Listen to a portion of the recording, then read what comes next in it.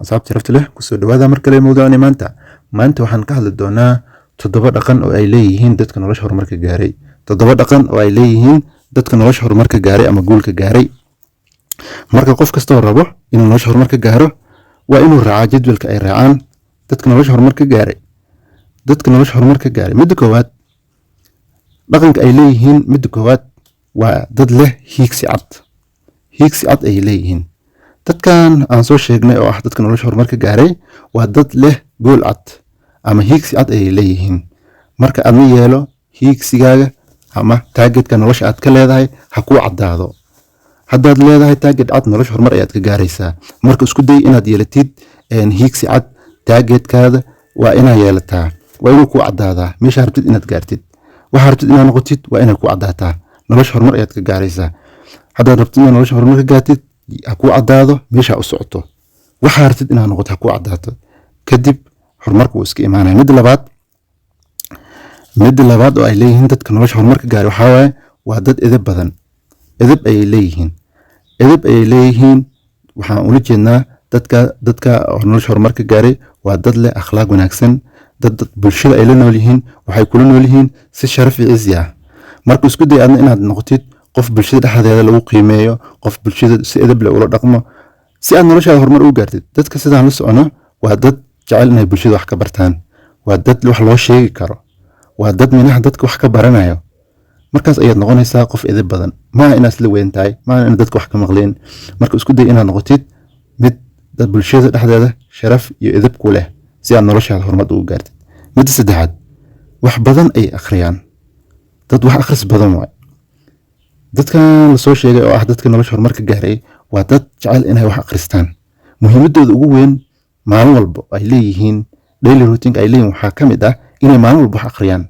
adna isku day inaad wax akhrisid hadii wax anigu maalin kasta wax waa akhrinaa laakiin maxaan akhrinaa isku day waxyaabaha muhiimka naftaada waa inaad akhrisid sida buugaagta muhiimka ku ah oo buugaagta la xiriir waxaad qabanaysid waxaad inaad mustaqbalka aad qabatid buugaagta aad ka heli karto ka baro dadkii hore wax soo sameeyay dadkii nolosha horumarka gaaray buugaagtooda akhri waxay ku noqonaysaa encouragement ay ku noqonaysaa waxay ku noqonaysaa dhiirigelin ay ku noqonaysaa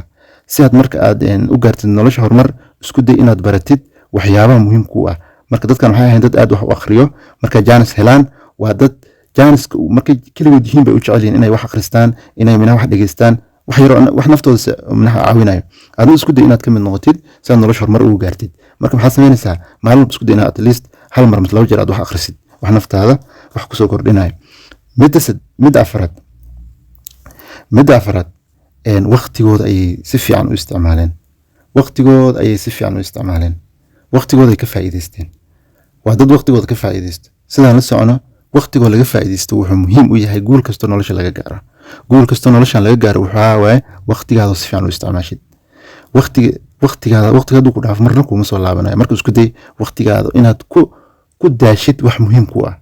isku day inaad waqtigaada aad gelisid waxyaabo noloshaada iyo aakhiradaada wax tarayo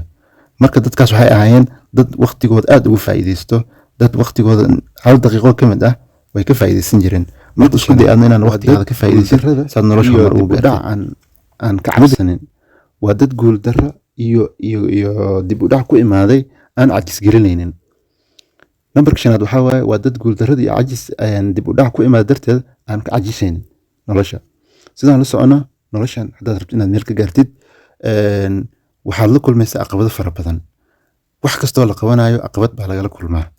marka maxaa loo baahan yahay caqabad markaad la kulantid waa inaad muujisid adeeg iyo dulqaad si aad u gaartid nolosha waxaad rabtid marka saad noloshooda xeer ay ugu gaaraan waxay ahayn dad u adkaystaan guul darro kasta iyo dib u dhac kastoo ku imaado waxaa laga yaabaa inaad sanadkan imtixaan samaysay imtixaankii aad samaysay waad ku dhici kartaa waa dib u dhac kugu imaaday guul darrona waa imaatay marka maxaa la rabaa inaadan taas ku cajis gelinin la rabaa inaad taas ka hor istaagin la rabaa guushaa rabtay isku day inaad dadaal badan aad muujisid si aad u xaqiijisid guushaada marka dadkan waxay ahaayeen dad minaha maxaa la dhihi jiray dadkan nolosha horumarka gaaray waxay ahaayeen dad aan weligood aan rajo dhigin rajada kama dhammaato ilaa ay gaaraan guusha marka aadna isku day inaad xaqiijisid guusha nolosha aad ka leedahay waxna yayna ku cajis gelinin guul darro kasto iyo dib u dhac kasto kugu imaado midda lixaad waxay raadin jireen wadada ay ku guuleysanayaan waxay raadiyaan wadada ay ku guuleystaan mar kasto ileen maxaa la dhihi jiray dadkan saan arkayno waxay ahaayeen dad jecel guusha. qof kastoo nool oo maanta anaga nagmid wuu rabaa inuu guul gaaro, laakiin saan ku gaaraynaa? guusha waxay u baahan tahay inaad dulqaad muujisid, inaad waqti badan aad ka fikirtid waxyaaba aad qaban lahayd. sidaa darteed ayay dadkan nolosha waxay ka gaareen inay ku guulaystaan wax kasta oo ay qabteen, laakiin ugu dambeyntii way guulaysteen. guusha si loo gaaro marka waxaa nolosha waxay kusoo maraayo dhibaato fara badan,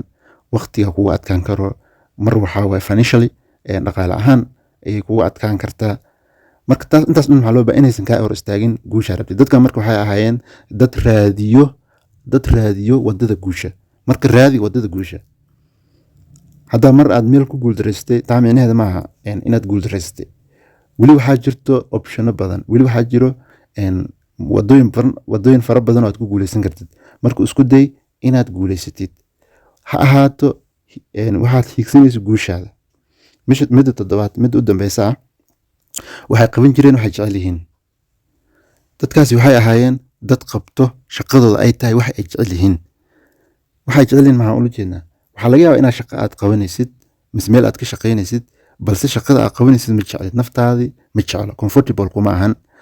marka isku day inaad shaqo wax kastoo aad qabanaysa ay noqdaan wax naftaada jeceshahay. naftaada shaqada jeceshahay qabo. waxaa laga yaabaa inaad shaqo aad jecleen ama naftaada aan ku faraxsaneen, laakiin aad u qabanaysid lacag darteeda. lacag aad ka heshaa ayaad ugu qabataa, balse noloshaada kuma faraxsana, naftaada kuma faraxsana. taas ma ahan shaqo ama wax horumar lagu gaarayo. taas waa naftaada aad iqaabaysid un. marka naftaada ha iqaabin, samee wax naftaada jeceshahay. wax naftaada jeceshahay maalin walba isku day inaad samaysid. taas ayaa nolosha horumarkeeda ku gaaraysaa.